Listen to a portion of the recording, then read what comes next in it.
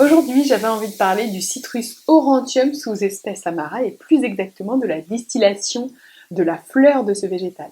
On est chez les rutacées, famille que vous connaissez puisque tous vos agrumes préférés en font partie, je pense à la bergamote, au citron. Et là du coup, on part à Paris au XVIIe siècle, on est en 1642. Et là on a la naissance de Marianne de la Trémoille qui, au fur et à mesure des événements de sa vie, va devenir princesse de Nérola à Rome. Notre princesse, elle est devenue fan du parfum du Citrus aurantium. Elle en mettait partout, sur ses gants, chez elle, sur ses rideaux, à tel point qu'elle en a créé une mode. Et parce qu'elle en a créé une mode, il fallait bien trouver un prénom. Donc, on a surnommé Néroli, grâce à la princesse de Nérola justement, notre Citrus aurantium sous-espèce Amara, qu'on connaît d'ailleurs aussi sous le nom de fleur d'oranger.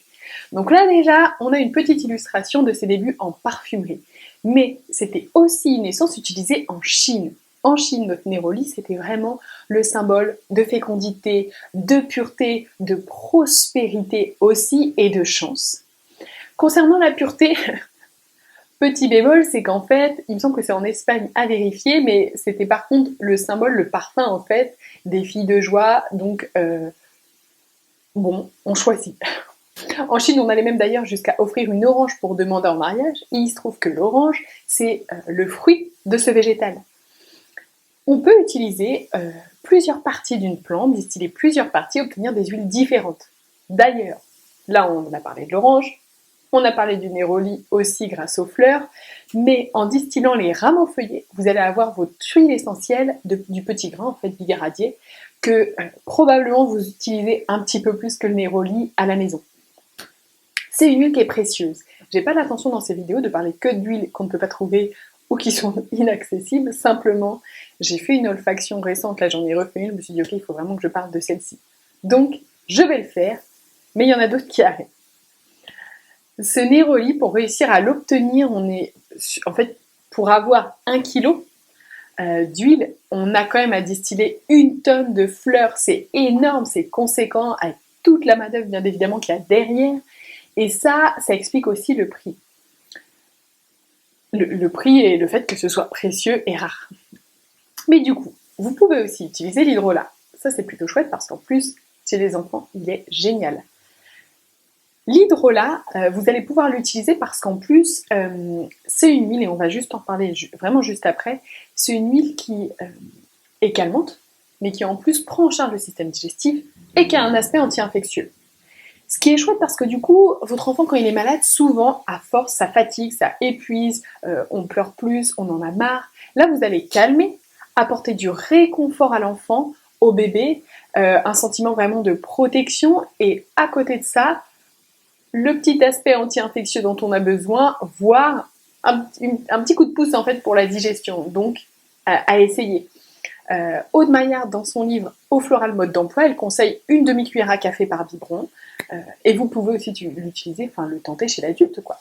Si vous avez des troubles du sommeil, si vous avez besoin, si vous avez en fait envie de rentrer en contact avec cette personnalité-là de la plante, avec cette plante, essayez l'hydrolat aussi, c'est possible.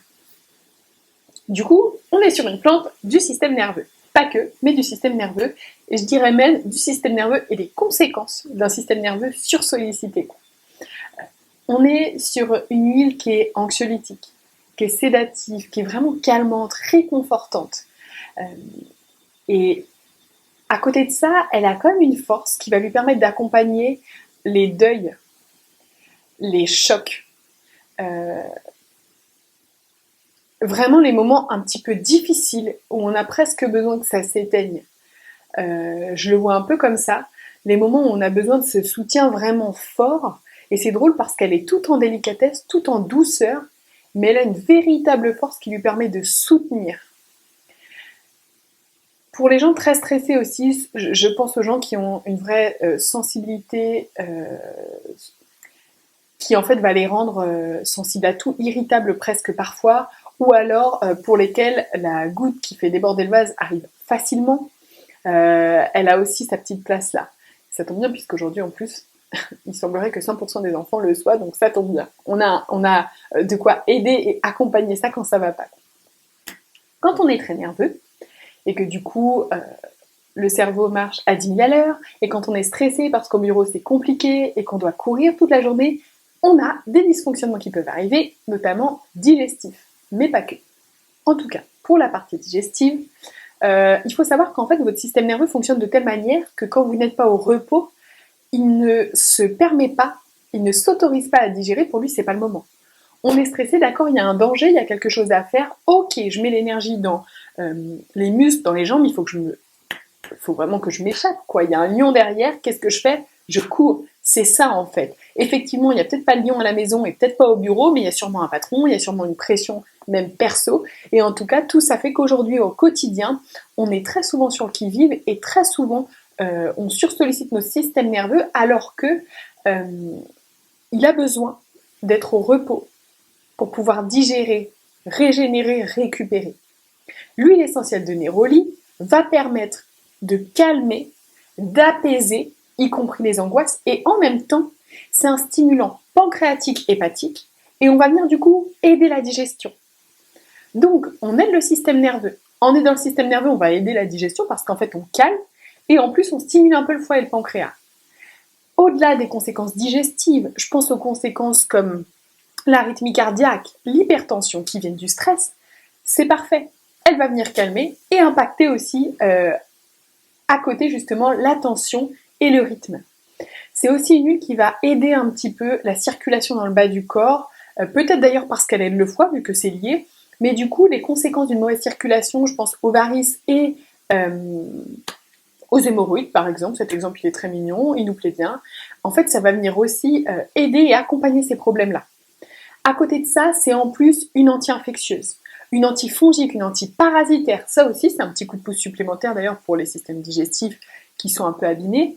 Donc en fait, elle a ce côté anti-infectieux qui va nous permettre de l'utiliser encore une fois chez les enfants d'ailleurs, pour les petits maux de l'hiver.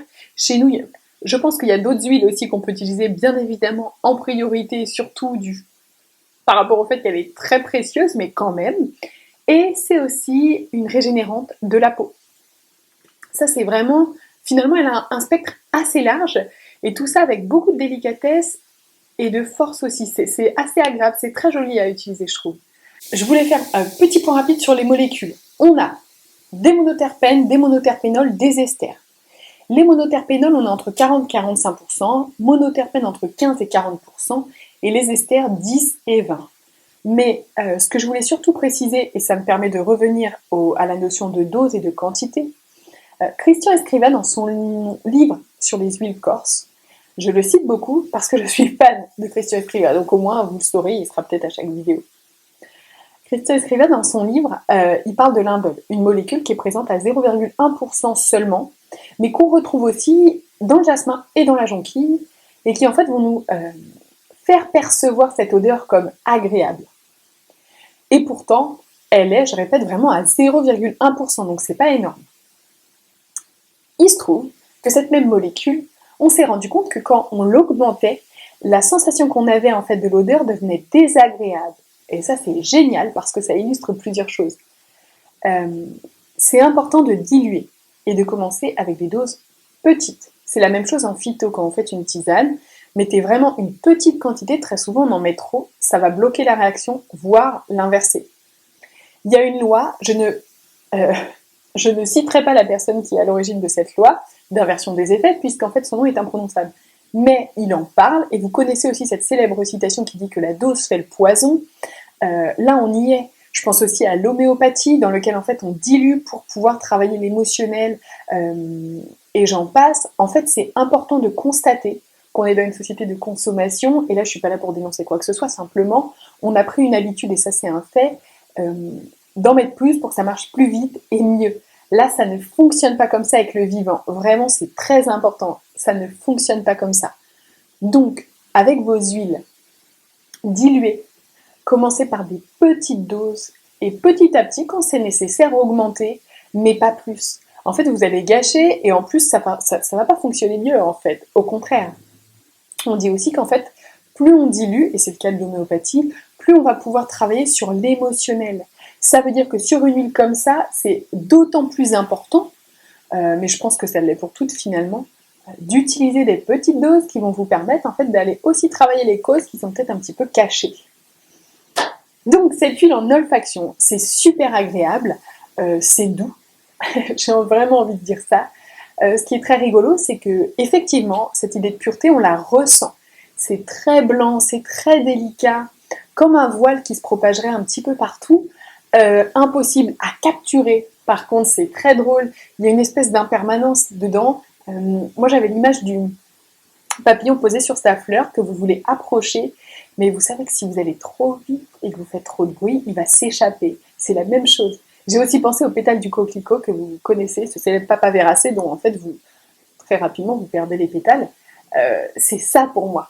On sent que c'est présent, que ça se propage doucement. D'ailleurs, ça commence par le corps, mais après j'avais presque l'impression que ça prenait même l'espace.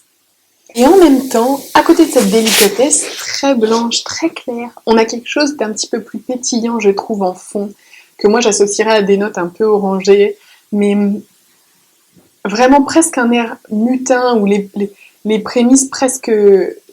On a de l'enfance en tête, et en même temps, moi j'ai aussi pensé aux mamans, aux personnes disparues en même temps, aux personnes qu'on a tous perdues, mais c'est drôle parce qu'en fait, il y a tout ça en même temps, cette espèce de délicatesse en notes de fond, des toutes petites notes. J'avais en tête, peut-être que vous connaissez le pouce vert, le troll de Central Park. Je l'avais lui en tête, j'avais un peu le monde féerique, je parle pas forcément de paillettes, mais vraiment ce monde un peu mutin, avec des personnages tout fluets en tête, enfin, c'est très marrant. C'est une huile pour laquelle je me suis dit, quand je l'ai respirée, si à cet instant, vraiment à cet instant, tout le monde dans le monde se mettait à respirer du néroli, je pense qu'on mettrait vraiment fin à la guerre et à tout ce qui est horrible. C'est vraiment l'impression que j'ai eue, presque comme un filtre d'amour, quoi. C'est ce que je me suis dit, j'avais l'impression d'avoir quand même une encre au niveau du cœur. Vraiment, il y a cette chose assez délicate, c'est très drôle. Et petit à petit, en fait, on sent cet aspect tonique, parce que c'est une huile qui est aussi tonique. C'est une huile qui est neurotonique et ça se perçoit. Et petit à petit, en fait, quand elle a calmé, et c'est très drôle parce qu'en fonction de notre état, quand on la respire, ça vient pas au même moment, elle va venir donner hop, un petit coup de peps, un peu de courage, un peu de joie. Et je me suis retrouvée à sourire seule comme ça. Et je me suis dit, mais qu'est-ce que tu fais? Et en fait, j'en suis venue en fin d'olfaction à rire, quoi. Donc, hyper agréable. Et ça presque à chaque fois, mais pas au même moment. Des fois, ça venait plus vite que d'autres en fonction de l'état dans lequel j'étais. Donc, ça reste vraiment ça, quoi. En cas de choc, c'est une huile à laquelle il faut penser. On a presque l'impression, en plus, que l'espace-temps s'arrête. Comme une espèce de pause dans tout le monde, on est là et vraiment, ça s'arrête. Et je pensais à ce dessin animé, dont pourtant je suis pas fan, mais c'est dans La Belle au bois dormant qu'on a le village tout endormi, en fait. J'ai pensé à la même chose. J'avais l'impression que du coup, ça sortait. En fait, ça venait vraiment nous chercher et nous sortir de l'espace-temps pour vraiment nous mettre dans un voile blanc qui nous réconforte, nous protège. Voilà, je le vois vraiment comme ça. Et qui après nous donne des petites lucioles de courage, de lumière comme ça, et hop, on a envie d'y aller, on est plus enjoué, on a envie de rire. Voilà, il y a une vraie progression, je trouve que le temps joue en sa faveur pendant l'olfaction. Et c'est vrai que j'ai l'impression que son langage, il est presque universel. J'ai l'impression qu'en fait, ça peut toucher tout le monde. Autant il y a des huiles qui calment, et on sait que ça dépend des goûts. La lavande, elle convient pas à tout le monde, elle plaît pas à tout le monde, je pense à la rose, ou à l'ylang. Et là, j'ai l'impression que c'est une huile sur laquelle on met tout le monde d'accord. À force d'expérience, je pourrais vous confirmer si c'est le cas ou pas, j'ai pas fait assez de personnes pour vous le dire, mais j'ai vraiment cette impression pour l'instant qu'il y a quelque chose d'universel, et du coup vraiment une force malgré tout, c'est ça qui est drôle. Et c'est finalement peut-être ce qu'elle nous enseigne d'ailleurs, parce qu'on peut voir la douceur comme quelque chose qui est même à l'opposé d'ailleurs, comme de la fragilité, et en fait je crois que c'est pas le cas du tout, et c'est vraiment, elle a vraiment une vraie force, et elle arrive à s'imposer avec beaucoup de délicatesse, de douceur, c'est très chouette. Voilà. Bah forcément, je vais vous inviter à l'essayer. Hein. Je vais pas changer de d'habitude. Et là, franchement, c'est une belle expérience. Autant l'Aquilée, c'est pas forcément une plante à laquelle vous pouvez penser au début quand vous en avez jamais fait. Ça remue beaucoup. C'est particulier. Autant là, mais allez-y, faites-vous plaisir, quoi. C'est trop agréable. Et essayez l'hydrolat. Allez, la prochaine bientôt.